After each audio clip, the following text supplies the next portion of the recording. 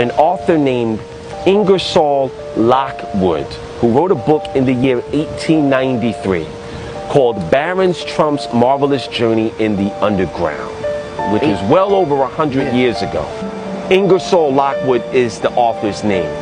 And in this book, there's a boy named Baron Trump, who in this timeline, Donald Trump has a son named Barron. And he comes across someone who's known as the master of all masters. And his name happens to be Don. Wow. And they have a parallel where he shows them a world within worlds that will open up. Now, you can go to the Library of Congress and look up Ingersoll Lockwood, look up this book, and read it for yourself. But the parallels that are juxtaposed with Donald Trump and his family and the characters in these books is undeniable. And he also talks about how the master of all masters, whose name is Don, who shows Barron, Donald Trump's son, the doorways or the portals of worlds within the world that are somewhere in Russia. Now you're looking at the head of Russia, whose name is Vladimir Putin. Now, the question is, how is it that this happened right underneath our nose, which we had no power to execute otherwise?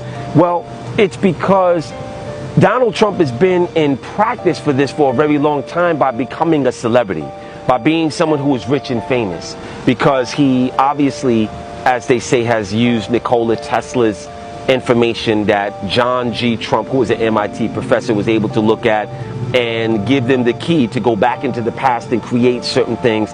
Allegedly, if you go back and you study the Back to the Future movies and you look at how the Simpsons kind of created some funny indicators that he would one day be the president, and then you go back into 1893 and read Ingersoll Lockwood's book about Baron Trump's marvelous journeys in the underground. There's another book that he wrote called The Last President in 1900. And it talks about a wealthy man who lived on Fifth Avenue. And November 3rd, there was a rally of against him running for office. Donald Trump has a hotel on Fifth Avenue, and it's documented that on November 3rd, people were rallying outside of that hotel. Now, this book was written in 1900. So that means it's the end of an age, sidereally. A sidereal year is 26,000 years. And back in Kemet, they were able to chart the expanse of how certain things would occur.